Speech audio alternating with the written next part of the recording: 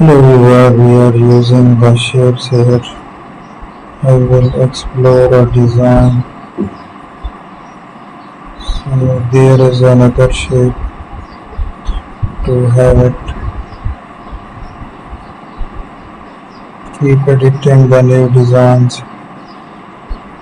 Use the eraser tool. Here we are finding a new structure. So there is another paint. We will try to use it. So make a selection. We are using that pattern stem.